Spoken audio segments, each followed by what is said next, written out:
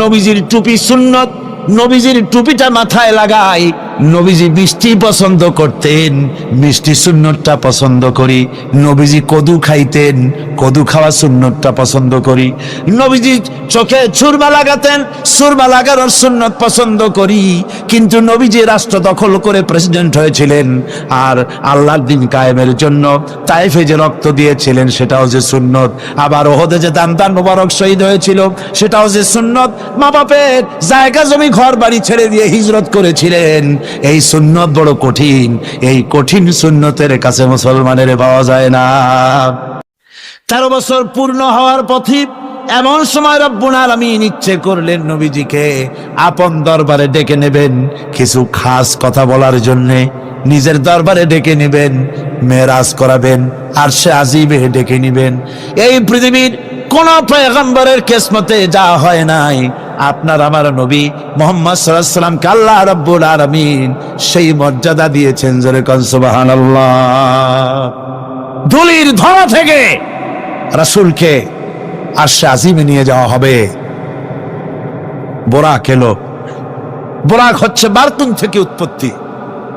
এর অর্থ হচ্ছে বিজলি, বৈদ্যুতিক গতি সম্পন্ন, ঘোড়ার চাইতে ছোট, খচ্চরের চাইতে বড়, এই জাতীয় একটা প্রাণীর মতো হযরতে জিবরাইল নিয়ে আসলেন।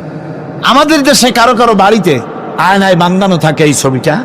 ঘোড়া আছে, 2টা ডানা আছে, মাথাটা মেয়ে লোকের মতো, চুলগুলো ঝুলে পড়ছে, নিচে লেখা আছে হাজা বুরাকুন নবী সাল্লাল্লাহু আলাইহি ওয়াসাল্লাম। আন্দাজে কোথায় পাইছে আল্লাহ জানে, মিথ্যে কথা, বাজে কথা। আল্লাহ এরকম একটা মেয়ে লোক মার্কা ঘোড়া পাঠাইছিল হুজুরকে নেওয়ার জন্য, এটা কথা হইল? রাসূলকে মক্কা থেকে, উম্মে হানি থেকে হুজুরকে বের করে নিয়ে যাওয়া হলো বাইতুল মাকদাসে। সমস্ত পয়গম্বর দুনিয়া আল্লাহ যাদের পাঠিয়েছিলেন সমস্ত রূহ উপস্থিত ছিল সেখানে। রাসূল করিম সাল্লাল্লাহু আলাইহি সাল্লাম এখান থেকে মেরাজ করলেন। এতটুকু ছিল ইসরা। কোরআনে কারীম বলছে, আজকের কারি সাহেব যেখান থেকে তেলাওয়াত করেছিলেন, সুবহানাল্লাযী আসরা বিআবদিহি লাইলাম মিনাল মাসজিদিল হারামি ইলাল মাসজিদিল আকসা ইলা আখিরিল আয়া। কারো কারো মাথার মধ্যে যারা বিজ্ঞান পড়াশোনা করে বা আধুনিক চিন্তিত লোক, আধুনিক শিক্ষিত লোক, তাদের মধ্যে এই চিন্তাটা আসতে পারে যে ল অফ গ্র্যাভিটেশন পার হয়ে, মাধ্যাকর্ষণ শক্তি পার হয়ে একটা জড় পদার্থ, একটা জড় শরীর কি করে মাধ্যাকর্ষণ পাড়ি দিয়া উপরে চলে গেল, এটা হাউ ইজ ইট পসিবল, এটা কি করে সম্ভব? চিন্তাটা মাথার মধ্যে আসতে পারে। কিন্তু এখন আর ওইসব চিন্তা নাই। আমি হিউস্টনে দেখে এলাম আমেরিকার সেই মহাশূন্য গবেষণাগার। সেইখানে দেখলাম বিরাট রকেট, যে রকেটটা তারা পাঠাতে চেয়েছিল কিন্তু পাঠায় না, কি সব প্রবলেম হয়েছে সেই জন্য। সেই তৈরি করা রকেটটা দেখলাম, রকেটটার যে দরজাটা, সেই দরজাটারই ওজন হচ্ছে 20 টন। দরজা এমন টেকনোলজি দিয়ে দরজাটা তৈরি করা হয়েছে যে একটা লোকই দরজাটা এভাবে লাগাই দিতে পারে, আবার খুলেও দিতে পারে।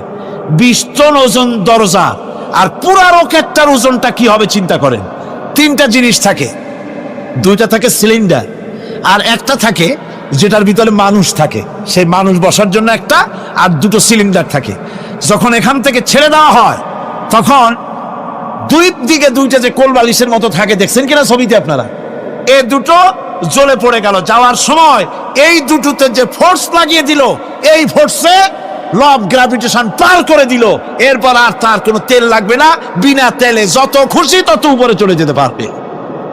চিন্তা করলাম, মানুষের মাথায় যদি এই জ্ঞান আল্লাহ দেন, এত জনের জিনিস এত পাওয়ারফুল করে ছেড়ে দেওয়া হয়েছে, ল অফ গ্র্যাভিটেশন পার হয়ে যাওয়ার পর মাধ্যাকর্ষণ শক্তি শুধু পৃথিবীর নাই, প্রত্যেকটা গ্রহ, প্রত্যেকটা উপগ্রহের আলাদা আলাদা মাধ্যাকর্ষণ আছে। যদি তা না থাকতো, একটার থেকে আর একটা বিচ্ছিন্ন হয়ে পৃথিবীতে লণ্ডভণ্ড হয়ে যেত।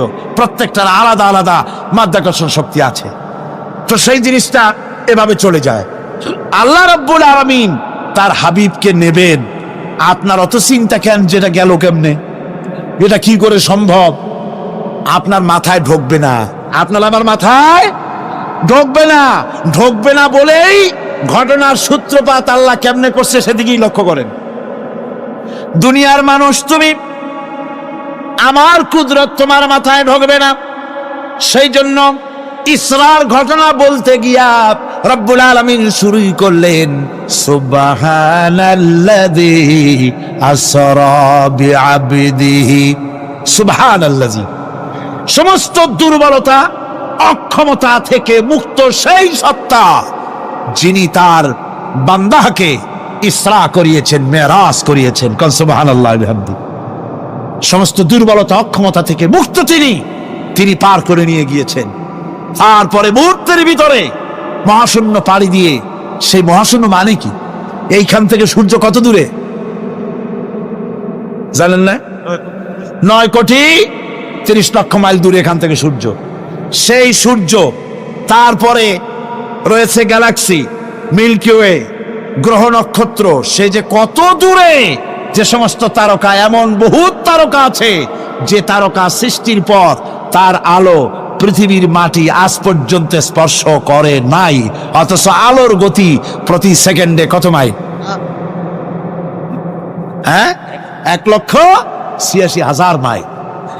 এই 1,86,000 মাইলের সেকেন্ড, এর মিনিট, এর ঘন্টা, এর দিন, এর সপ্তাহ, এর মাস, এর বছর, এটাকে বলা হয় লাইট ইয়ার, আলোকবর্ষ।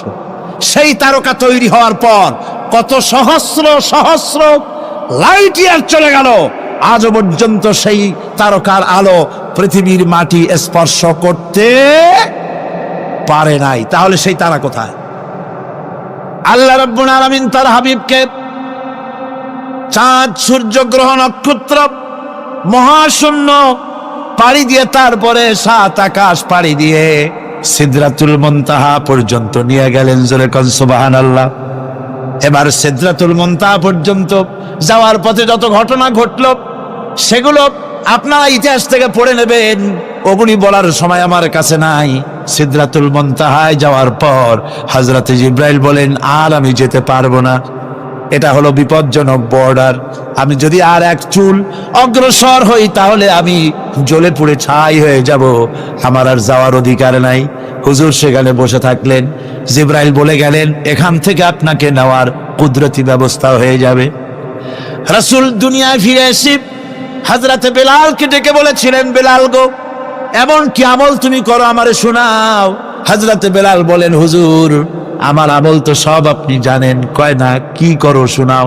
বেলাল বলেন, হুজুর খাস আমলের মধ্যে এতটুকুন আছে যে আমি কখনো বিনা উজুতে থাকি না, যখন উজু চলে যায় উজু করি, আর উজুর ইহতিমামের জন্য 2 রাকাত নফল নামাজ পড়ি।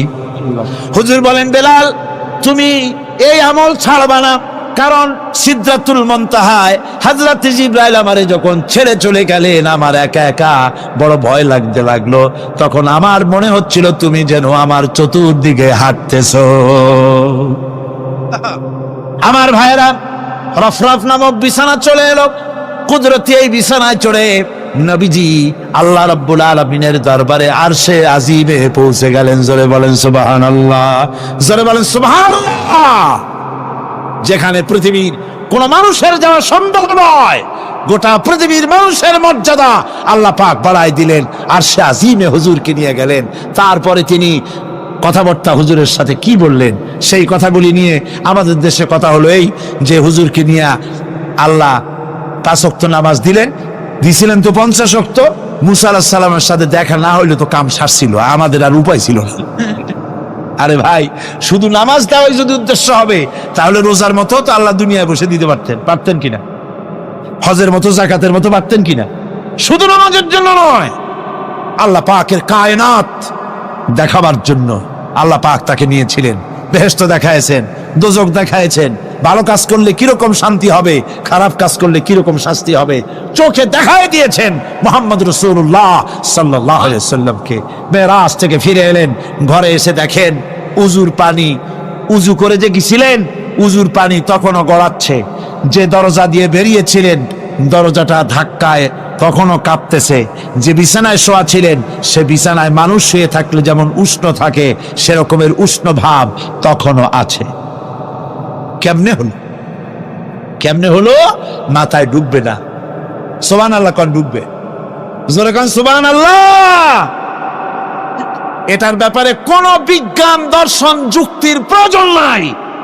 প্রয়োজন শুধু এতটুকু, আল্লাহ তার হাবিবরে নেবেন, কত দ্রুত নিবেন, কত দ্রুত পাঠাবেন এটা তিনিই ভালো জানেন, আমাদের কোনো জানার কথা না। ঠিক কিনা কর? আল্লাহর নবী বলেছেন, আল্লাহর সৃষ্টি নৈপুণ্যতা সম্পর্কে যদি কোনো বান্দা 1 ঘন্টা চিন্তা করে, 1 ঘন্টা যদি গবেষণা করে, চিন্তা করে, রব্বুল আলামিন তার আমলনামায় 60 বছরের নফল ইবাদতের সওয়াব লিখে দেন। জোরে বলেন সুবহানাল্লাহ।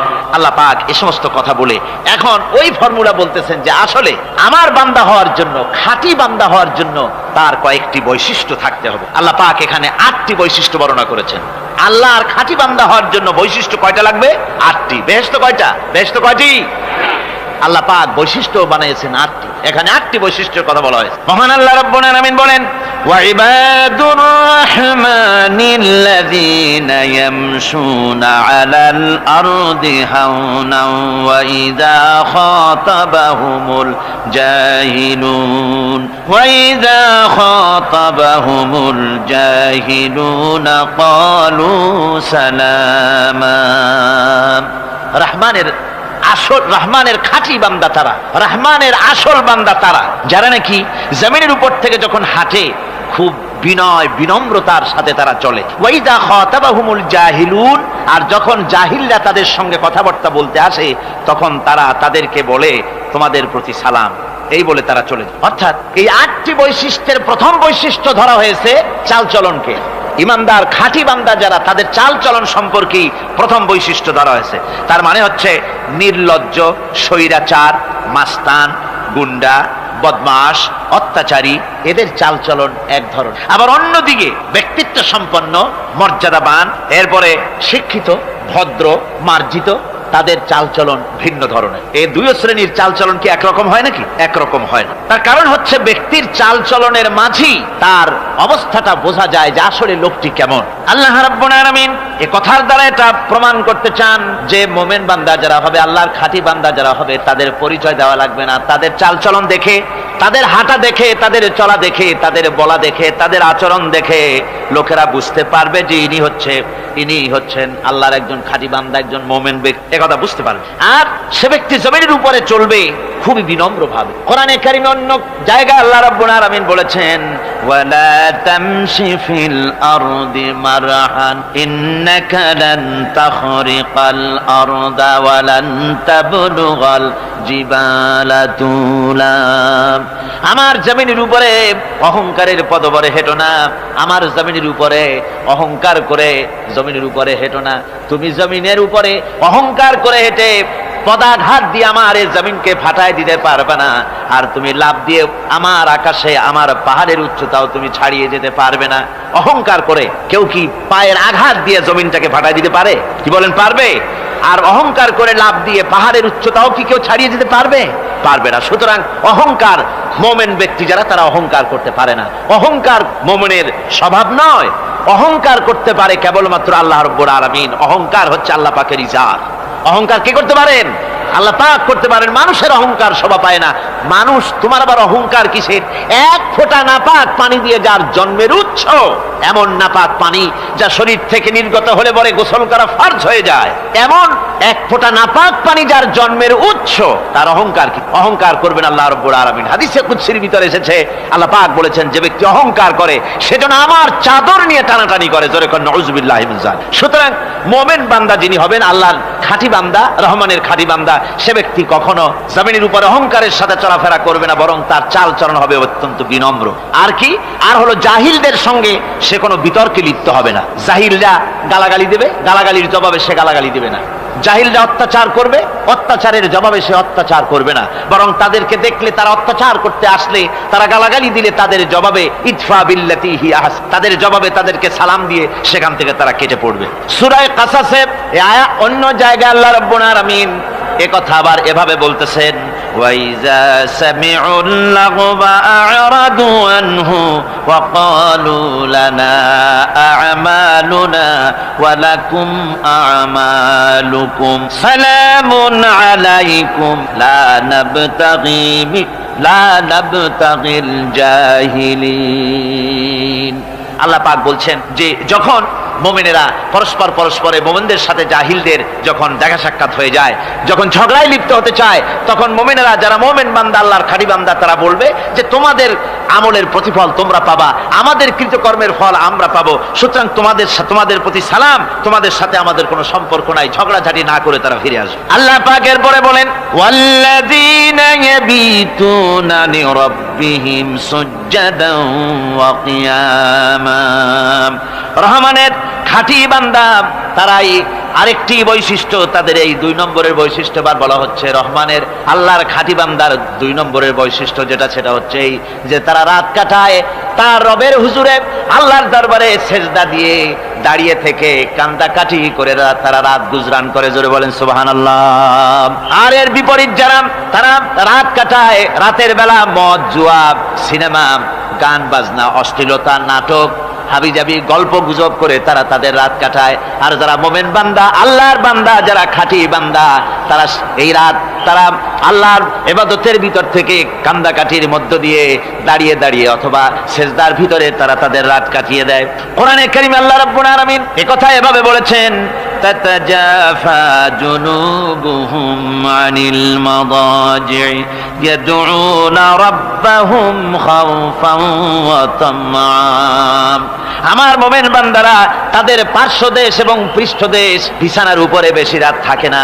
তারা তাদের রবের প্রতি রবের ভয়, আল্লাহর ভয়, আশা এবং আশা পোষণ করে।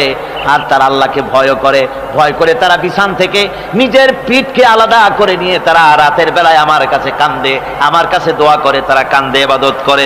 সূরা যারিয়াতের ভিতরে রব্বুল আলামিন বলতেছেন, কানু কালিলাম মিনাল লাইলি মা ইয়াহজাউনা ওয়া বিল আসহারি হুম ইস্তাগফিরুন।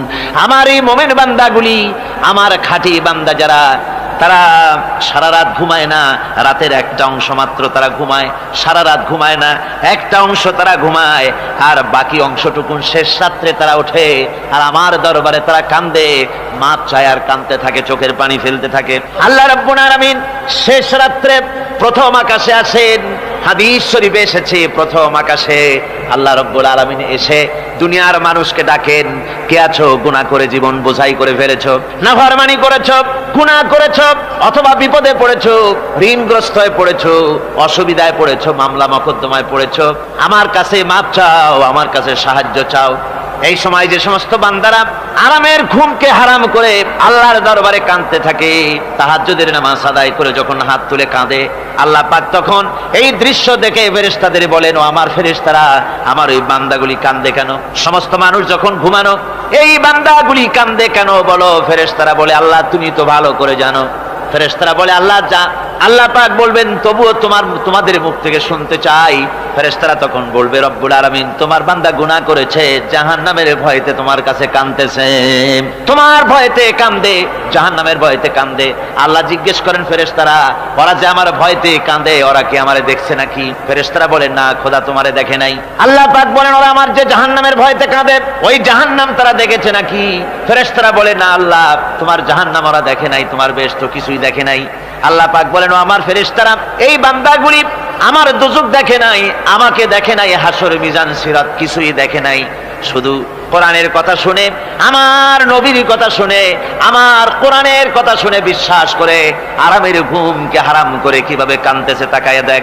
আমার রহমতের দরিয়ায় জোশ মেরে গেছে, তোরা সাক্ষী থেকে যা, আমার ওই ক্রন্দনরত বান্দাগুলিকে আমি আল্লাহ মাফ করে দিলাম। আমার ভাইয়েরা, আল্লাহ পাক বলেন, আম্মান হুয়া কানিতুন আনা আল-লাইলি সাজিদাও ওয়া কাইমা। আল্লাহ রাব্বুল আলামিন বলেন, সিজদার ভিতরে আর দাঁড়ানোর ভিতরে আমার এই বান্দাগুলি আখিরাতে আমার সঙ্গে দেখা করা লাগবে, এই ভয়তে, জাহান্নামের ভয়তে তারা কান্দে। এভাবে কাঁদতে থাকে, আর আল্লাহ পাক ওই সময় তাদের গুনাহ মাফ করতে থাকেন। কোরআনে কারীমের ভিতরে আল্লাহ পাক বলেন, সারা রাত ঘুমাতে আল্লাহ নিষেধ করেছেন, সারা রাত যেন ঘুমায়ো না, পাইকারি দরে ঘুমায়ো না, একটু জাগো। ওয়াজকুর ইসমা রাব্বিকা বুকরাতাও ওয়া আসীলা, সকাল এবং সন্ধ্যায় তোমার প্রভুর, তোমার রবের জিকির করো, স্মরণ করো। ওয়া মিনাল লাইলি ফাসজুদ লাহু ওয়া সাব্বিহহু লাইলান তাওয়িলা, তোমার রাতের বেলায় রাতের একটা অংশ সেজদায় অবনত হও, আর রাতের দীর্ঘ সময় ঘুমায় থেকো না, হয় একটা লম্বা সময় ঘুমাও, কিন্তু একটা অংশ রাখো যে সময় তুমি আমার দরবারে সেজদায় পড়ে যাবে, কাঁদবে। আমার বন্ধুগণ, রাতটা ওয়াজআলনাল লাইলা সুবাতা, আল্লাহ রাব্বুল আলামিন ওয়াজআলনা সুবাতা ওয়াজআলনান নাওমা সুবাতা ওয়াজআলনাল লাইলা লিবাসা, ঘুমকে বানায়ছেন আল্লাহ শান্তির বাহন, আর রাতকে করেছেন আচ্ছাদন। রাতকে কি করেছেন? আচ্ছাদন। রাতকে একটা পর্দা লাগিয়ে দিয়েছেন, রাতের পর্দা। যেহেতু প্রেম ভালোবাসা ঢোল পিটায় করা যায় না, ঢোল পিটায় প্রেম করা যায় যায় না, মানুষকে দেখায় দেখায় প্রেম ভালোবাসা করা যায় না। এটা হলো দুনিয়ার রীতিনীতি, দুনিয়ায় যেটা মানুষেরা করে। আসল সবচাইতে বড় ভালোবাসার পাত্র হলেন আল্লাহ, মাশুক হলেন আল্লাহ, আশেক হলো মানুষ। আশেক এবং মাশুকের ভিতরে প্রেম বিনিময় হবে, ভালোবাসার আদান প্রদান হবে, কথোপকথন হবে। এজন্য দিনের কোলাহলপূর্ণ অবস্থায় তা হয় না বলে রব্বুল আলামিন বলেন, আমি তোমাদের জন্য রাতকে একটা আচ্ছাদন, একটা পর্দা বানায় দিয়েছি। এই রাতের পর্দার ভিতরে থেকে আমারে ডাকো, আমাকে, আমার কাছেই তুমি আমাকে ডাকো, একটা লম্বা সময় নিয়ে আমাকে বলতে থাকো, আমাকে ডাকতে থাকো। আল্লাহ পাক তার নবীকেও বলেছেন, ইয়া আইয়ুহাল মুযাম্মিলু কুমিল লাইলা ইল্লা কালিলা, হে চাদর আচ্ছাদিত ব্যক্তি, রাত্রিকালে সালাতে দণ্ডায়মান থাকো, কিন্তু কম, সারা রাত জাগার দরকার নেই। একটা অংশ জাগো, যখন তুমি আমার জন্য কাঁদবে, আমার জন্য সেজদায় পড়ে থাকবে। রাসূল পাক সাল্লাল্লাহু আলাইহি সাল্লাম তাহাজ্জুদের নামাজে সেজদায় পড়ে থাকতেন, রাতে ঘন্টার পর ঘন্টা চলে যেতেছে। হযরত আয়েশা বলেন, আমি মনে করতাম সেজদায় এমন ভাবে রাসূল পড়েছেন আর ওঠেন না, আমার মনে হতো হুজুর বুঝি ইন্তেকাল করে গেছেন। আমি রাসূলের পায়ের আঙ্গুল ধরে আস্তে করে চাপ দিতাম, হুজুর তাতে একটু ব্যথা পেয়ে আঙ্গুল নাড়া দিতেন, তখন আমি মনে করতাম আল্লাহর নবী বিদায় হন নাই, বেঁচে আছেন। আবার কখনো দাঁড়িয়ে দাঁড়িয়ে নামাজের ভিতরে তেলাওয়াত করতে করতে রাত শেষ হয়ে যেত, আমার মনে হতো এই দাঁড়ানো থেকে হুজুর বুঝি আর রুকুতে যাবেন না। আবার যখন রুকুতে যেতেন মনে হতো এই রুকু থেকে আর বুঝি সেজদায় যাবেন না। আবার যখন সেজদায় যেতেন মনে হতো এই সেজদা থেকে রাসূল বুঝি আর উঠবেন না। সুবহানাল্লাহ। সাহাবায়ে কেরাম জিজ্ঞেস করতেন, হে রাসূল, হযরত আয়েশা জিজ্ঞেস করে, হে রাসূল, আপনি এত কাঁদেন কেন, এত ইবাদত করেন, এত রাত জাগেন? হযরত আয়েশা বলেছেন, আল্লাহ নবী দাঁড়িয়ে দাঁড়িয়ে তেলাওয়াত করতে করতে, দাঁড়িয়ে দাঁড়িয়ে নামাজ পড়তে পড়তে পাও মোবারক, কদম মোবারক এমন ভাবে ফুলে যেত, সকালবেলায় জুতার মধ্যে পাও ঢুকতো না। সুবহানাল্লাহ। এইভাবে রাসূল পাক কষ্ট করতেন। জিজ্ঞাসা করতে, এত ইবাদত কেন করেন? আপনার তো আগের পিছের সমস্ত গুনাহ আল্লাহ মাফ করেছেন, কোন গুনাহ আপনার নাই, তবু আল্লাহ বলে দিয়েছেন নবী আপনার আগের পিছের সব মাফ, তারপরেও এত কাঁদেন কেন? আল্লাহর নবী বলেছেন, ও সাহাবীরাও, আমার স্ত্রীরা শোনো, আমি কি আমার বান্দার, আমি আমার আল্লাহর শুকরগুজারকারী বান্দায় কি আমি পরিণত হব না? যে আল্লাহ আমাকে এত নিয়ামত দিয়েছেন, আমি কি সেই আল্লাহর শুকরগুজার হব না? রাসূলুল্লাহ এভাবে কাঁদতেন। সুতরাং প্রত্যেকটি মুসলমানকে রাতের বেলায় আল্লাহর দরবারে হাত তুলে কাঁদতে হবে, মোনাজাত করতে হবে, রব্বুল আলামিন, যে গুনাহ করেছি, আমি যত গুনাহ করেছি, আমাকে তুমি নেয়ামত যা দিয়েছো, এই নেয়ামত তুমি না দিলেও পারতে, তুমি দয়া করে দিয়েছো। এভাবে যদি মানুষ কান্দে, আল্লাহ এই অপরাধ করেছি, অপরাধের কথা যদি স্মরণ করে আর কাঁদতে থাকে, আল্লাহ রব্বুল আলামিনের রহমত তার উপরে তখন পড়তে থাকে। আর এই তাহাজ্জুদ, গভীর রাতের কান্দাকাটি, এই জন্য আল্লাহ পাক বলেন, এর আসল ব্যাপারটা হলো ইন্না নাশিআতাল লাইলি হিয়া আশাদ্দু ওয়াতআন ওয়া আকওয়ামু কিলা। আসল ব্যাপার হলো এই প্রকৃতপক্ষে রাতের বেলায় যে নামাজটা হয়, শয্যা ত্যাগ করে মানুষ যে নামাজ পড়তে দাঁড়ায়, এতে করে তার আত্মসংযমের ট্রেনিং হয়ে যায়, আল্লাহর সঙ্গে মহব্বত কায়েম হয়ে যায়। ইসলামী আন্দোলনের বিজয়ের জন্য কর্মীদের এটা সবচাইতে বড় ওষুধ। শুধু হরতালের প্রোগ্রাম দিয়া, শুধু মিছিলের প্রোগ্রাম দিয়া ইসলামী আন্দোলন বিজয় কোনো কালে হয় নাই আর হবেও না। এজন্য আন্দোলন যারা করে তাদেরকে গভীর রাত্রে উঠতে হয়, নফল রোজা রাখতে হয়, আর গভীর রাত্রে তেলাওয়াত করতে হয়, কাঁদতে হয় আল্লাহর কাছে, তা না হলে আন্দোলনের বিজয় হওয়া সম্ভব নয়। আমার বন্ধুগণ, আমরা জেনেছি ইতিহাসে আছে লাল সালু একটা বই পড়ানো হয়, কলেজে পড়ানো হয়, আপনারা নাম শোনেন নাই? এই বইটা আমাকে একজন প্রফেসর এই চট্টগ্রামের আমাকে দেখতে দিলেন, আমি দেখলাম তার মধ্যে তিনি ইসলামের ব্যাপারে এত বিদ্বেষ ছড়িয়েছেন।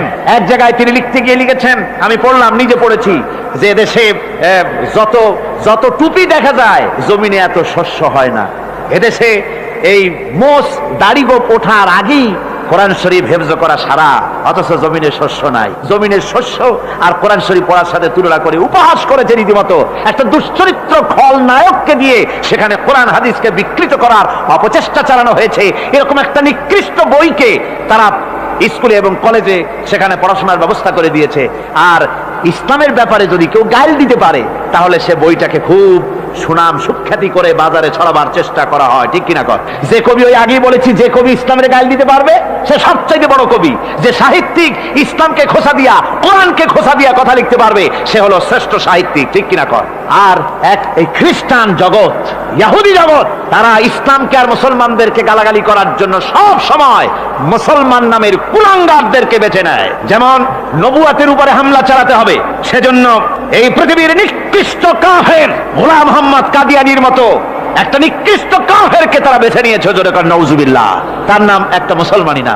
আবার আমাদের দেশে আল্লাহকে, রসুলকে গালি দিতে হবে, দাউদ হায়দারের মতো একটা জাহান্নামের কীটকে তারা বেছে নিয়েছে মুসলমান নামের। আবার রসুলকে গালি দিতে হবে, হযরত আয়েশা সিদ্দিকা রাদিয়াল্লাহু তাআলা আনহাকে গালি দিতে হবে, সেজন্য মুসলমান নামের কলঙ্ক সালমান রুশদি নামক এক শয়তানকে এই ইহুদিরা বেছে নিয়েছে, ঠিক কিনা কর? কিন্তু এখন সালমান রুশদি যাবা কোথায়? এখন সালমান রুশদির উপরে যিনি হুকুম হজ জারি করেছিলেন ইমাম খোমেনি বেঁচে নাই, কিন্তু তার হুকুম এখনো বেঁচে আছে। উনি অর্ডার করেছেন, যেখানে পাও সেখানে হত্যা করো, ফাকতুলু সালমান রুশদি হাইসু ওয়াজাদতুম, ওরে যেখানে পাও সেখানে হত্যা করো। এখন ওর দশা হয়েছে এই, চেহারা সার্জারি করে টরিয়া, তারপরে এখন লা ইয়ামুতু ফিহা ওয়ালা ইয়াহইয়া, সে বাঁচিয়াও নাই মরিয়াও নাই, এমন অবস্থা আছে। আমার ভাইরা, আমার মুসলমান মদও যদি খায়, জিনাও যদি করে, রাসূলকে যখন কেউ গালি দেয় তখন মনে করে আমি একটা অপরাধ করেছি, ঠিক, আমি মদ খাইছি, অন্যায় করেছি, আমি নামাজ পড়ি না, অন্যায় করেছি, কিন্তু আমার রাসূলকে গালি দিয়েছে, ওরে যদি পাই ওর কাঁচা কলিজা চাবায় খাবো, ঠিক কিনা কর? সুতরাং আজকে এইভাবে করে আমার দেশের শিক্ষা ব্যবস্থাকে নষ্ট করা হয়েছে এই ধরনের বই পড়িয়ে। এবং এক শ্রেণীর শিক্ষক আছেন যারা কলেজ ইউনিভার্সিটিতে অপ্রাসঙ্গিকভাবে ইসলামকে গালাগালি করে, আল্লাহকে গালি দেয়, ইসলামকে গালি দেয়, মুসলমানদেরকে গালি দেয়। বরদাস্ত করতে পারি না। বলি বন্ধুরা, ইসলাম যদি ভালোই না লাগে তাহলে নামটা মুসলমানি নাম রাখছেন কেন? ঘোষণাটা দিয়ে দেন, আমরাও জানাজা না পড়াবার হাত থেকে বেঁচে যাই, ঠিক কিনা?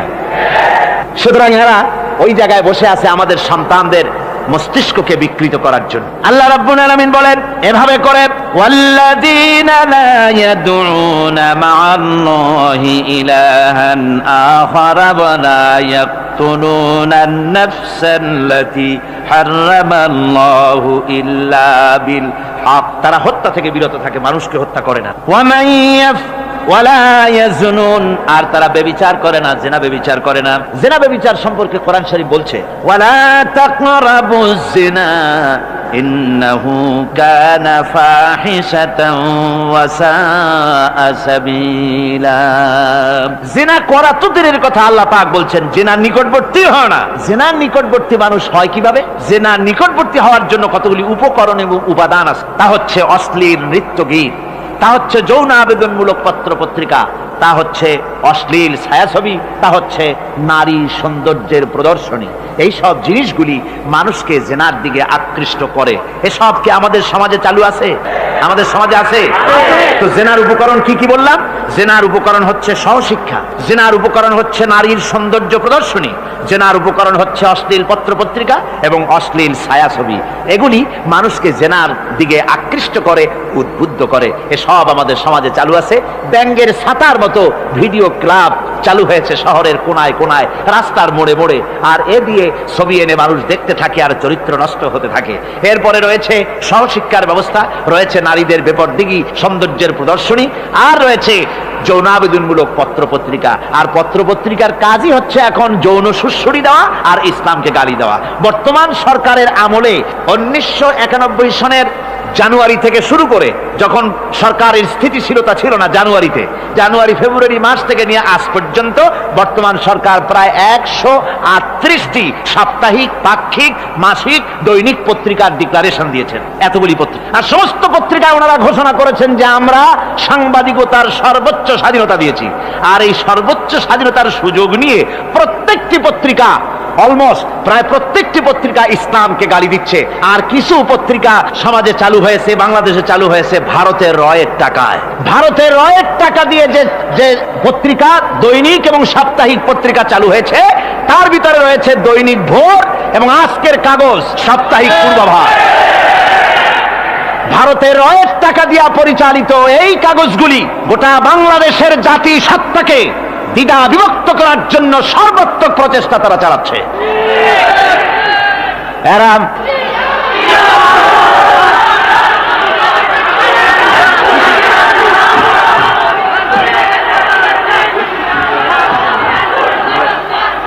আমার বন্ধুগণ, এ ধরনের একটা না প্রয়োজন হলে সব নাম আমরা তুলে ধরবো।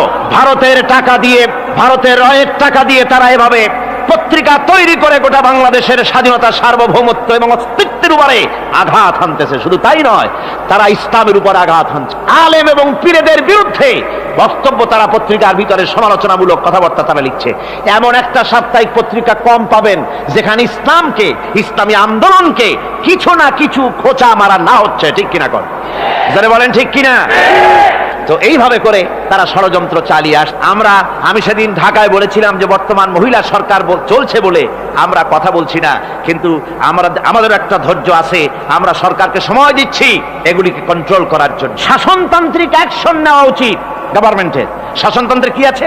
শাসনতন্ত্রে, সংবিধানে, কনস্টিটিউশনে লেখা আছে যে নাগরিকদের কোন ধর্মীয় অনুভূতিতে আঘাত লাগতে পারে এমন কোন কথা, এমন কোন বক্তব্য কেউ লিখতেও পারবে না, বলতেও পারবে না। সেটা দণ্ডমূলক শাস্তি, এটা শাস্তি হবে। তার এই ধরনের কথা লেখা আছে। এটা লেখা থাকা সত্ত্বেও যারা ইসলামের বিরুদ্ধে কথা বলে, পত্রিকার মাধ্যমে যারা এগুলি লেখে, এগুলির বিরুদ্ধে গভর্নমেন্টের হাত দিতে, অ্যাকশন নিতে অসুবিধা কোথায়? আমরা সময় দিচ্ছি সরকারকে, তারা এই জিনিসগুলি দেখুক এবং অ্যাকশন নিক। যদি তা না হয় তাহলে জনগণের তো ইসলামের, এদেশের মুসলমান বৃহত্তর জনসংখ্যা, জনগোষ্ঠী হচ্ছে মুসলমান। ইসলামের বিরুদ্ধে, তার আল্লাহর বিরুদ্ধে, রসুলের বিরুদ্ধে, মুসলমানদের সবচাইতে প্রিয় জিনিসগুলির বিরুদ্ধে কেউ যদি কথা বলে, মুসলমানেরা তা বেশি দিন বরদাস্ত করবে না।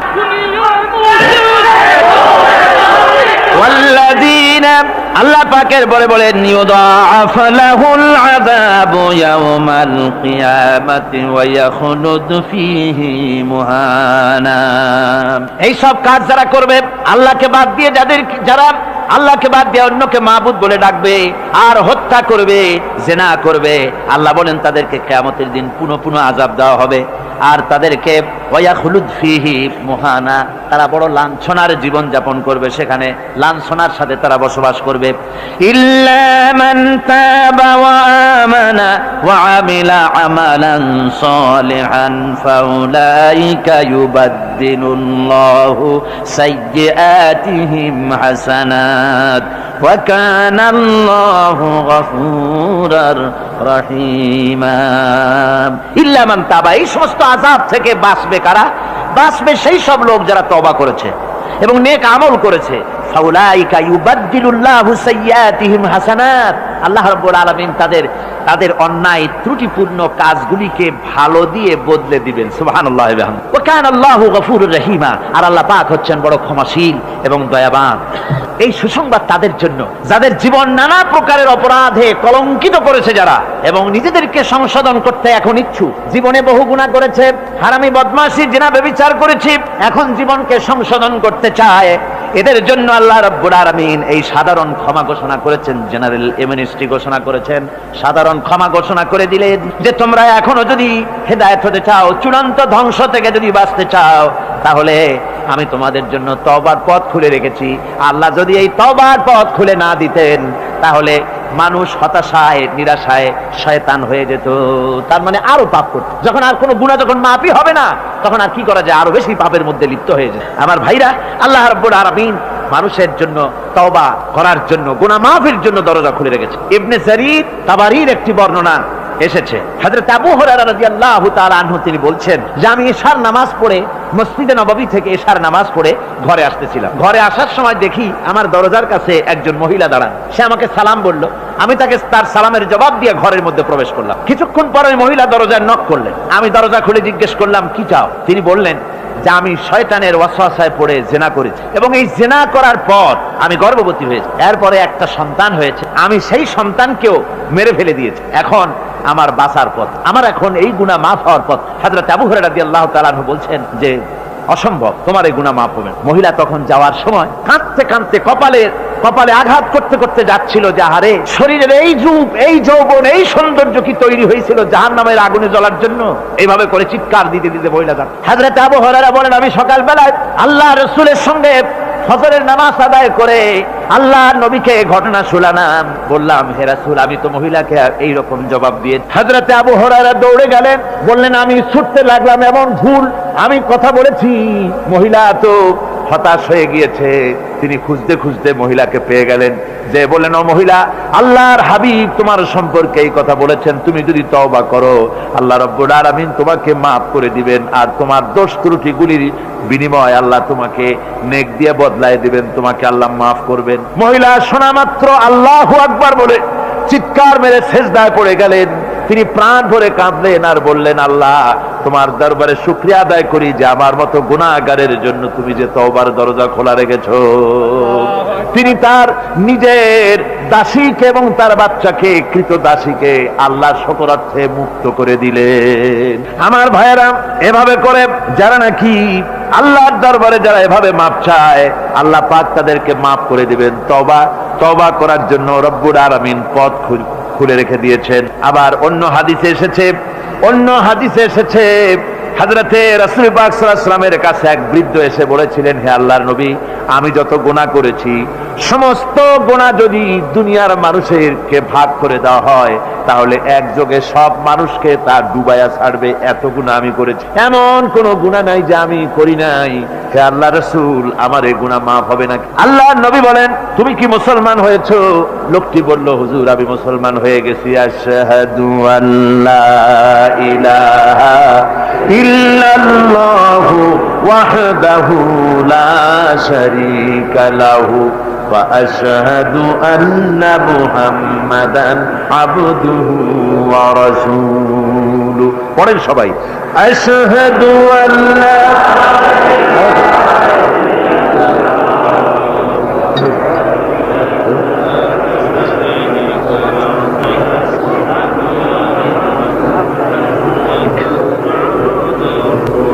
ওই লোকটি যখন কলেমা পড়লেন, বললেন আমি মুসলমান হয়েছি। আল্লাহ নবী বলেন শোনো আল্লাহর বান্দা, তুমি যখন কলেমা পড়েছো তোমার পেছনের তামাম জিন্দেগীর সমস্ত গুনাহ খাতা আল্লাহ রাব্বুল আলামিন মাফ করে দিয়েছেন। শুধু মাফ করেন নাই, আরো কি করেছেন? ওয়ায়ুবাদদিলুল্লাহু সাইয়্যাতিহিম হাসানাত। দোষ ত্রুটি তোমার যা আছে, যে ব্যক্তি তওবা করে আল্লাহর পথে চলে, নেক আমল করে, পেছনের জীবনের দোষ ত্রুটি যা করেছেন সবগুলির বদলে আল্লাহ রব্বুল আলামিন নেকি লিখে দিবেন। জোরে বলেন সুবহানাল্লাহ। তার মানে হচ্ছে জীবনে যত অপরাধ করেছিল তওবা করে যখন ভালো কাজ করবে আর পেছনের কথাগুলি যখন মনে করবে গভীর রাত্রে, আল্লাহ আমি এই ধরনের পাপ করেছিলাম, চুরি করেছি, ডাকাতি করেছি, জেনা করেছি, মদ খেয়েছি, মিথ্যা কথা বলেছি, এই সব কথা বলে যত অনুশোচনা করবে আর অনুতপ্ত হবে, চোখ দিয়া যত পানি পড়বে, নতুন নতুন করে তার আমল নামায় আল্লাহ নেকি লিখতে থাকবেন। জোরে বলেন সুবহানাল্লাহ। রব্বুল আলামিন তার বান্দাকে এত ভালোবাসেন, একজন সাহাবী কতগুলি পাখির বাচ্চা নিয়ে রাসূলের কাছে হাজির হয়েছেন। আল্লাহর নবী বলেন, এই পাখির বাচ্চাগুলি আনলা কেন? সাহাবী বলেন, হুজুর এই পাখির বাসাটা ভেঙে গিয়েছিল, বাচ্চাগুলি যখন ধরলাম ওর মা আমার মাথার উপরে ঠোকরাতে লাগলো, সে নিজের জীবনের মায়াকে উপেক্ষা করে বাচ্চাগুলিকে হেফাজত করার জন্য আমার উপরে ঝাঁপিয়ে পড়লো। আমি নিয়ে এসেছি এখানে, এই দেখুন ঘরের মধ্যে ঢুকেছে, এখানে ওই পাখিটা এসেছে।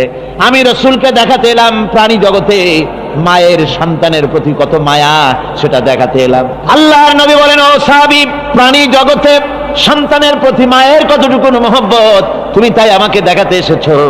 শোনো, এই প্রাণী জগতে সন্তানের প্রতি মায়ের যত মহব্বত, তার চাইতে লক্ষ কোটি গুণে বেশি মহব্বত বান্দার প্রতি আল্লাহ রব্বুল আলামিনের। মহব্বতকে, করুণাকে, রহমতকে, ভালোবাসাকে 100 ভাগ করা হয়েছে। 100 ভাগ করে 99 ভাগ আল্লাহ নিজের কাছে রেখেছেন, আর একটা ভাগ তামাম পৃথিবীর প্রাণী জগতে আল্লাহ ছড়াই দিয়েছেন। একটা ভাগ দিয়েছেন সারা দুনিয়ায় প্রাণী জগৎ। সেই একটা ভাগে এই শত সহস্র কোটি প্রাণীর মধ্যে যেটুকুন আমরা পাইছি, এতটুকুন মহব্বতে সন্তানের জন্য কলিজায়, সন্তানের কোনো অকল্যাণ হলে কলিজায় পানি থাকে না, সন্তানের কোনো অসুবিধা হলে বা মা বাপের কষ্ট হলে বা কারো কোনো কষ্ট হলে আমরা এই ধরনের আমাদের অবস্থা সৃষ্টি হয়ে যায়। এক ভাগ তামাম পৃথিবীর সমস্ত প্রাণী জগতে ছড়ায় দেওয়ার পর আমাদের অবস্থা যদি এই হয়, তাহলে 99 ভাগ রহমত যার কাছে, বান্দার প্রতি তার মহব্বত কতখানি। আমার বন্ধুগণ, রাসূল পাক সাল্লাল্লাহু আলাইহি ওয়াসাল্লাম বলেছেন, ও সাহাবীরা, একজন লোক উটের পৃষ্ঠে যাচ্ছিল কোথাও, উটের পৃষ্ঠে তার খাবার আছে, পানিও আছে। যেতে যেতে মরুদ্যানের মধ্যে সে বিশ্রাম করলো। ঘুমের থেকে জেগে দেখে উট নাই, খাবার নাই, পানিও নাই। বড় লোকটা কেমন পেরেশান হয়। সাহাবীরা বলেন, হুজুর, উট হচ্ছে মরুভূমির জাহাজ, উট হারায় গেছে, টাকা পয়সা যা ছিল, খাদ্য খাবার ছিল, সব চলে গেছে, এর থেকে পেরেশানি তো আর কিছুই হয় না। হুজুর বলেন, লোকটা খানিকক্ষণ চিন্তা ভাবনা করতে করতে কিছুক্ষণ পর দেখলো উট ফিরে এসেছে, সমস্ত টাকা তার ওই খাদ্য আর পানিও নিয়ে হাজির হয়ে গেছে। বলো কেমন খুশি হয়। হুজুর, হযরত সাহাবীরা বলেন, হুজুর, এর থেকে খুশি আর কি হতে পারে, লোকটার দিল তো ভরে যাবে। আল্লাহর নবী বলেন, ও সাহাবীরা, কোন বান্দা যদি আল্লাহ থেকে নাফরমান হয়ে যায়, নামাজ ছেড়ে দেয়, জিনা ব্যভিচার বদমাশি নাফরমানিতে যখন লিপ্ত হয়ে যায়, উঠারা ব্যক্তি উট পাওয়ার জন্য যেমন পেরেশানি বোধ করে, আল্লাহ রাব্বুল আলামিন তার ওই নাফরমান বান্দার জন্য, আল্লাহ রাব্বুল আলামিন ফিরে আসার জন্য আল্লাহ রাব্বুল আলামিন চান।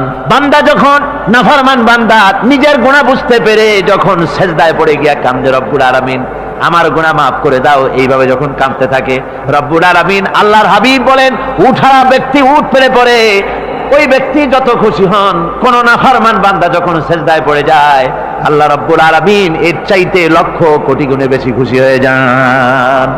আল্লাহ পাক হচ্ছেন রহমান রহিম, গাফুরুর রহিম। পৃথিবীতে এমন কে আছে, আপনি আমাকে বলেন, এমন কে আছে অপরাধ করবে না আর সে বলবে আয় তোরে মাফ করে দেই? বলেন, এরকম আছে নাকি? কেউ বলেন আছে? এমনকি বাপ মা ছেলে অন্যায় করেছে, বাপ মার দিল চায় ছেলেটা যদি মাপ চাইতো, বড্ড ভালো হতো, ওর সাথে প্রাণ ভরে কথা বলতাম, বুকের সাথে জড়িয়ে নিতাম। কিন্তু মুখ খুলে বলে না যে অপরাধ করেছিস, মাপ চাইয়া যা, এরকম বলে। মাও বলে না, বাপেও বলে না। কিন্তু একমাত্র মহান সত্য রব্বুল আলামিন, বান্দা যখন গুনাহ করে, আল্লাহ ডাকে, বান্দারে গুনাহ করেছিস, ফিরে আয়, আমি তোরে মাফ করে দেব। গুনাহ করেছিস, ফিরে আয়। জিনা করেছিস, ফিরে আয়। মদ খেয়েছিস, ফিরে আয়। মানুষ হত্যা করেছিস, ফিরে আয়। কুফরি করেছিস, ফিরে আয়। আগুন পূজা করেছিস, ফিরে আয়। মাটি পূজা করেছিস, সূর্য পূজা করেছিস, যা করেছিস না কেন, ফিরে আয়, আমাকে ডাক দে, আমি তোর জিন্দেগির গুনাহ আমি আল্লাহ মাফ করে দেব। এই জন্য আল্লাহ রাব্বুল আলামিনকে যখন কোন বান্দা একবার ডাকে, দিল থেকে, কলিজা থেকে একটা ডাক যদি দেয়, আল্লাহ 1000 ডাকের তুলনায় একটা ডাক আল্লাহ, কলিজা থেকে ডাক। এই ডাকটা কোথা থেকে? কলিজা থেকে। দিল সে जुबात निकलती है, असर रखती है, पर नहीं मगर ताकते परवास रखती है। অন্তর থেকে যে কথা বেরোয় তা প্রভাব বিস্তার করে। কলিজা থেকে যদি কেউ ডাক দেয় আল্লাহ, কলিজার একটা ডাক আলাদা না? বলেন আলাদা কিনা? কলিজা থেকে ডাক, বলেন না সবাই আল্লাহ। কলিজা থেকে একটা ডাক যদি কেউ ভাবে আল্লাহকে ডাক দেয় আল্লাহ, আল্লাহ রাব্বুল আলামিন, বান্দা যখন একবার ডাক দেয়, আল্লাহ তখন 70 বার লাব্বাইক বলেন, 70 বার সাড়া দিয়া বলে, বান্দা কি চাও, আমি তোর কাছে হাজির। কি চাস বল, আমার আমি মাফ করে দেব। সুতরাং আল্লাহ রাব্বুল আলামিন বলছেন, আমার কাছে ক্ষমা চাও, মাফ চাও। আমার কাছে মাপ চাও, যত মাপ চাইবে আমি মাফ করে দেব। পৃথিবীতে এমন কেউ নাই যার কাছে বেশি চাইলে তিনি খুশি হবেন। আল্লাহ রাব্বুল আলামিন এমন এক সত্তা যার কাছে যত বেশি চাওয়া যাবে তিনি তত বেশি খুশি হবেন। হর হামেশা দেনে কো वो तैयार है जो न मांगे उससे वो बेजार है। যত বেশি চাওয়া যায় আল্লাহর কাছে আল্লাহ তত খুশি হন, আর যে ব্যক্তি চায় না আল্লাহর কাছে আল্লাহ তার উপরে বেজার হয়ে যান। ওয়ামান তাবা ওয়া আমিলা সালিহান ফাইন্নাহু ইয়াতুবু ইলাল্লাহি মাতাবা। আর যারা তওবা করে নেক আমল করে তার আল্লাহর দিকে ফিরে আসে, যেমনটি তার আশা উচিত তেমন ভাবে সে আল্লাহর কাছে ফিরে আসে। তার মানে হলো তওবা কবুল করার জন্য, গুনাহ মাফ করার জন্য পৃথিবীতে কেউ নাই। আছে কেউ? গুনাহ কি কেউ মাফ করতে পারে? দুনিয়ায় কেউ পারে? আকাশে কেউ পারে? আল্লাহ ছাড়া কেউ গুনাহ মাফ করতে পারে? যদি মানুষ তওবা করে, রব্বুল আলামিন বলেন সে এমন ভাবে তওবা করে আল্লাহর কাছে ফিরে এসেছে যেখানেই তার আসা উচিত, এই জায়গা ছাড়া আর তার কোনো যাওয়ার জায়গা নাই। সুতরাং সে জায়গা মতো এসেছে, অনুতপ্ত এবং অনুশোচনা করেছে। আল্লাহ পাক এ ধরনের অনুতপ্তকারী, অনুশোচনাকারীকে রব্বুল আলামিন ক্ষমা করে দিয়ে থাকেন। ওয়াল্লাযীনা লা ইয়াশহাদুনা আয-যুর ওয়া ইযা মাররু বিল-লাগবি মাররু কিরামা। আর যারা মিথ্যার সাক্ষ্য হয় না, রহমানের বান্দা তারা যারা মিথ্যার সাক্ষ্য হয় না, এটা হচ্ছে ষষ্ঠ বৈশিষ্ট্য।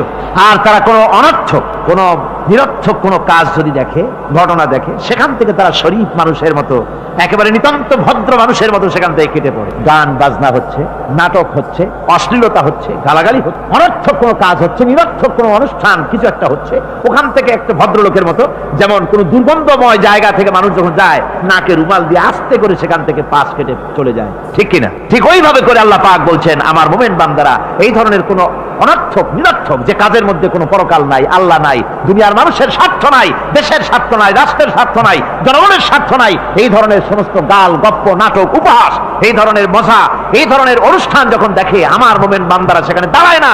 ময়লার কাছ থেকে নাকে রুমাল দিয়ে মানুষ যেমন চলে যায়, এই লোকটিও তখন অত্যন্ত ভদ্রের মতো আস্তে করে পাশ কেটে বেরিয়ে যায়। ওয়াল্লাযীনা ইযা যুক্কিরু বিআয়াতি রাব্বিহিম লাম ইয়াখিরু আলাইহা সাম্মান ওয়া উমিয়ানা।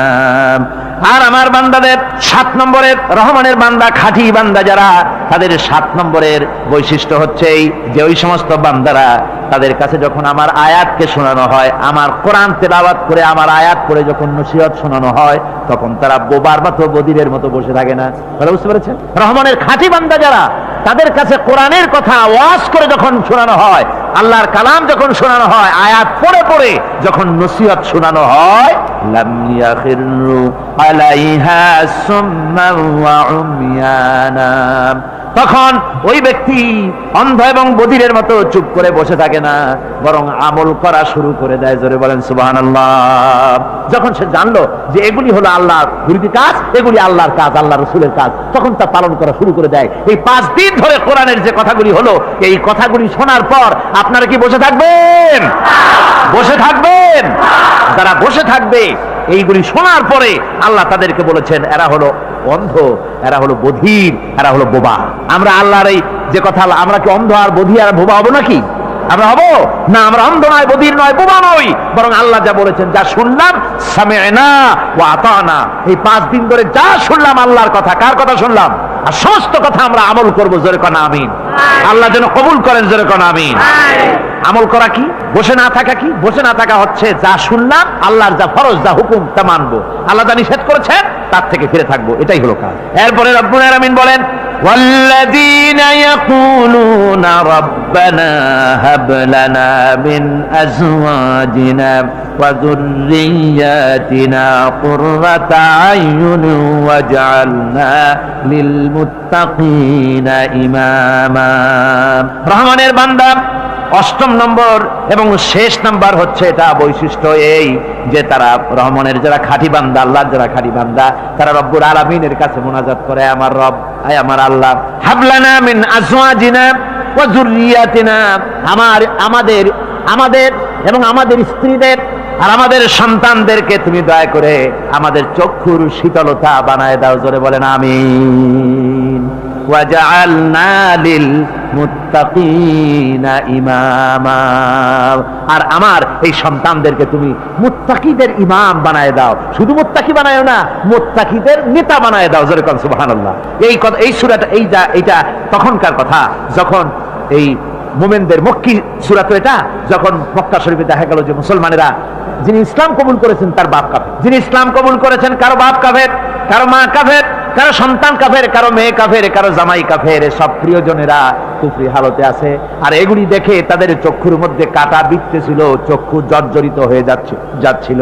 নিজের সন্তানের চেহারা যত ভালো হোক, সন্তান যতই শিক্ষা দীক্ষা থেকে যতই উন্নত আর ভালো হোক না কেন, সে যদি জাহান্নামের দিকে অগ্রসর হতে থাকে, কোন নেককার ইমানদার পিতার মনে তার সান্ত্বনার কারণ হতে পারে না। সে তখন আল্লাহর দরবারে, আল্লাহ পাক বলেন ওই মুমিন বান্দারা আমার কাছে দোয়া করে যে রব্বুল আলামিন আমার সন্তানদেরকে, আমার স্ত্রীদেরকে আমার চোখের শীতলতা বানাও, তাদের আমল আখলা কেমন বানাও, যাতে আমাদের চক্ষু ঠান্ডা হয়ে যায়। জোরে বলেন আমিন, জোরে বলেন আমিন। সন্তানদের জন্য আল্লাহর কাছে দোয়া করতে হবে। আপনারা দেখেন, চোখের সামনে দেখতে পাচ্ছেন সন্তান সিনেমায় যাচ্ছে, সন্তান নামাজ পড়ে না, সন্তান রোজা রাখে না, সন্তান মানুষের তৈরি করা মতাদর্শের পেছনে স্লোগান দিচ্ছে, দৌড়াচ্ছে, আর আপনি পিতা হয়ে তাকে ঠেকাচ্ছেন না। ওই ছেলে তো জাহান্নামে যাচ্ছে, আপনার দরদ হওয়া উচিত, ওই ছেলেকে ফিরানো দরকার, আর আল্লাহর কাছে দোয়া করা দরকার। আমার বন্ধুগণ, দোয়া আল্লাহ নিজেই শিখাই দিচ্ছেন, দোয়া করো। পড়েন আমার সাথে, রব্বানা হাব লানা মিন আজওয়াজিনা ওয়া যুররিয়াতিনা কুররাতা আয়ুন ওয়াজআলনা লিল মুত্তাকিনা ইমামা। উলাইকা ইউজসাউনাল গুরফাতা বিমা সাবারু ওয়া ইউলাক্কাউনা ফিহা তাহিয়াতান ওয়া সালামা। আল্লাহ পাক বলেন এই সব লোকদের জন্য, তারা যে সবর করেছিল, সেই সবরের কারণে আমি তাদের উত্তম জাযা দান করব। আর তাদের জন্য ফেরেশতারা চতুর্দিক থেকে, ফেরেশতারা তাদের জন্য সম্বোধন করবে, তাদেরকে সম্বর্ধনা দিবে, ফেরেশতারা তাদের সম্বর্ধনা দিবে। ওয়াল মালাইকাতু ইয়াদখুলুনা আলাইহিম মিন কুল্লি বাবিন সালামুন আলাইকুম বিমা সাবারতুম ফানি'মা উকবাদ-দার।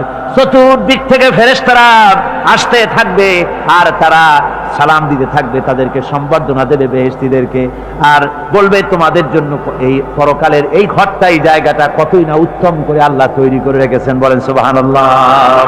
সালামুন আলাইকুম। আল্লাহ বলছেন উলাইকা ইউজসাউনাল গুরফাতা বিমা সাবারু, তোমরা যে সবর এখতিয়ার করেছিলে সেজন্য আজকে তোমাদের জন্য আমি এই বিরাট নিয়ামত তোমাদের জন্য রেখেছি।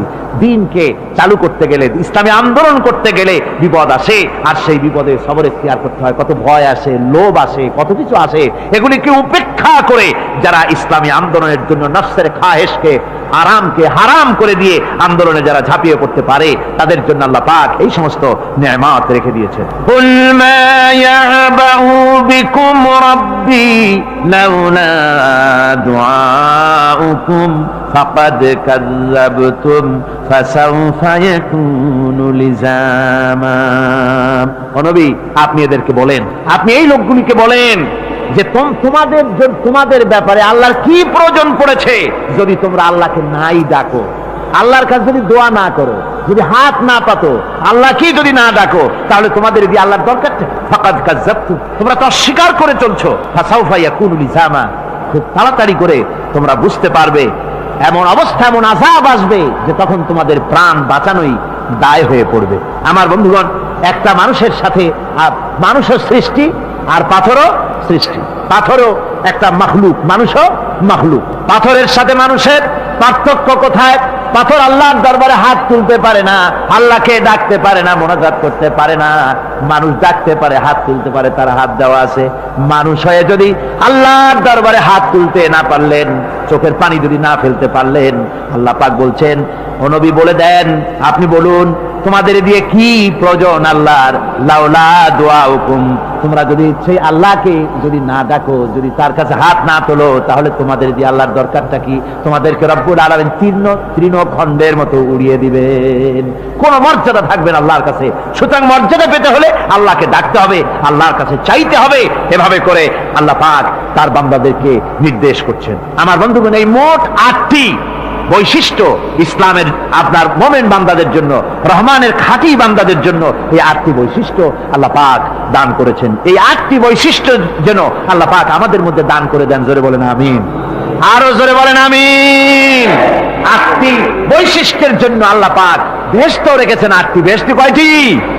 এই 8টি বেহেশতের দরওয়াজা আল্লাহ যেন আমাদের জন্য কিয়ামতে খুলে দেন। জোরে কোন আমিন।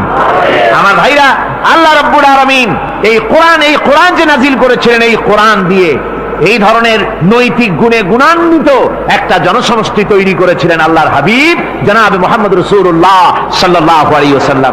আর সেই জনসমষ্টি দিয়ে রাসূল পাক সাল্লাল্লাহু আলাইহি ওয়াসাল্লাম একটি ইসলামী কল্যাণমূলক রাষ্ট্র তৈরি করেছিলেন। রাসূলুল্লাহ কি করেছিলেন? একটা রাষ্ট্র। এই যা বললাম, এই 5 দিন ধরে যা বললাম, এই সব গুণাবলী দিয়ে, এই সব বৈশিষ্ট্য দিয়ে রাসূলুল্লাহ একটা জনগোষ্ঠী তৈরি করেছিলেন। সেই জনগোষ্ঠী নিয়ে মক্কি জিন্দেগি থেকে রাসূলুল্লাহ মদিনায় আসলেন। আর মদিনায় এসে রাসূলুল্লাহ এখন রাষ্ট্রপ্রধান হয়ে গেলেন। কি হয়ে গেলেন? রাষ্ট্রপ্রধান, প্রেসিডেন্ট হয়ে গেলেন। রাসূলুল্লাহ আজকে প্রেসিডেন্ট, রাষ্ট্র হলো। আর কোরআন দিলেন সংবিধান হিসাবে, শাসনতন্ত্র হিসাবে। আল্লাহর নবী বললেন, আজকে আমি দেশবাসীকে এমন একটা কনস্টিটিউশন, এমন একটি সংবিধান দেশবাসীকে আমি দিলাম, যেই সংবিধানের বদৌলতে সমাজে আর চুরি থাকবে না, ডাকাতি থাকবে না, জিনা থাকবে না, ব্যভিচার থাকবে না। এর বদৌলতে মানুষ এখন দরজা খুলে ঘুমাতে পারবে, আর কোনো অশান্তি থাকবে না, চুরি হবে না, ডাকাতি হবে না, নারী ধর্ষণ হবে না, হত্যা হবে না, আরামের জমিন হয়ে যাবে, আর মানুষ শান্তিতে বসবাস করতে পারবে। হুজুর বললেন, খায়রুল কুরুনি কারনি, সর্বশ্রেষ্ঠ যুগ হচ্ছে আমার যুগ। আমার বন্ধুগণ, কোরআনের সমাজই ছিল পৃথিবীর সর্বশ্রেষ্ঠ সমাজ। সেই সমাজ ব্যবস্থাকে আমরা ভুলে গিয়েছি। আজকে সমাজতন্ত্র ব্যর্থ হলো কেন? কমিউনিজম ব্যর্থ হলো কেন? ব্যর্থ হওয়ার একমাত্র কারণ হলো তারা মানুষকে খেতে দিতে পারে নাই, পড়তে দিতে পারে নাই। পুঁজিবাদও ব্যর্থ, সমাজতন্ত্র ব্যর্থ। আসলে ওরা বলেছে আমরা সবাইকে সমান করে দেব, খাইতে দেব, পড়তে দেব, কাপড় দেব, চোপড় দেব, ওষুধ দেব, তোমাদের মৌলিক অধিকার, মৌলিক প্রয়োজন মিটাবো, এগুলি সব তারা বলেছে। কিন্তু মৌলিক প্রয়োজন মিটাতে পারে নাই। 70 বছর যেতে পারল না, বিদায় হয়ে গিয়েছে। মৌলিক প্রয়োজন মিটাতে পারে শুধুমাত্র কোরআন। কে মিটাতে পারে? কে পারে? কোরআন পারে মানুষের মৌলিক প্রয়োজন মিটাতে। তাই এই কোরআনে কারীমকে আল্লাহ রাব্বুল আলামিন অবতীর্ণ করলেন। আর কোরআন দিয়ে রাসূল পাক সাল্লাল্লাহু আলাইহি ওয়াসাল্লাম একটা সমাজ তৈরি করলেন, এমন সমাজ যেখানে রাষ্ট্রপ্রধানের পেট ফুলে উঠলো না খাইয়া, রাষ্ট্রপ্রধানের বিরাট বিল্ডিং উঠলো না, বিদেশে টাকা জমা হলো না। আজকে আমরা দেখি পৃথিবীতে কত জায়গায় রাষ্ট্রপ্রধান নিজের ছেলেবেলে নাই, হাওলাত করা ছেলে একটা, তাও যদি এত টাকা পয়সা বিদেশে জমা করে, তাহলে মানুষেরা মন্তব্য করে যদি নিজের ছেলে থাকতো তাহলে তো গোটা বাংলাদেশ বিদেশি ব্যাংকে জমা দিয়ে দিত। ইসলাম পৃথিবীতে এসেছে মানুষকে এমন এক শান্তির বিধান দিতে। রাষ্ট্রপ্রধান মুহাম্মদ রাসূলুল্লাহ সাল্লাল্লাহু আলাইহি ওয়াসাল্লাম মানুষ খাবার পেয়েছে, দরজা খুলে ঘুমাবার সুযোগ পেয়েছে। আজ হযরত আবু হুরায়রা রাদিয়াল্লাহু তাআলা আনহু বলেন, আমি রাসূলুল্লাহর কাছে গেলাম, হুজুরকে গিয়ে সালাম করলাম।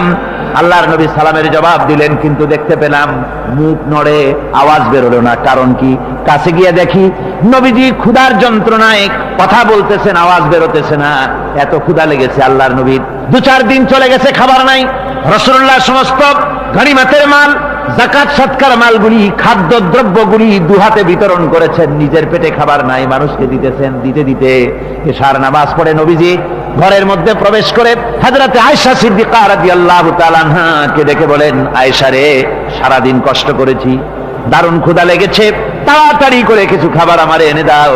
হযরত আয়েশা হুজুরের ক্ষুধার্ত, শ্রান্ত, ক্লান্ত চেহারার দিকে তাকাইয়া হযরত আয়েশা কেঁদে ফেলেছেন। হযরত মা আয়েশা কাঁদেন আর বলেন, ইয়া রাসূলুল্লাহ, হে আল্লাহর নামের কসম করে বলি, আমি আয়েশার ঘরে কোনো পানি ছাড়া কোনো খাবার নাই। এই ছিল রাসূলের আদর।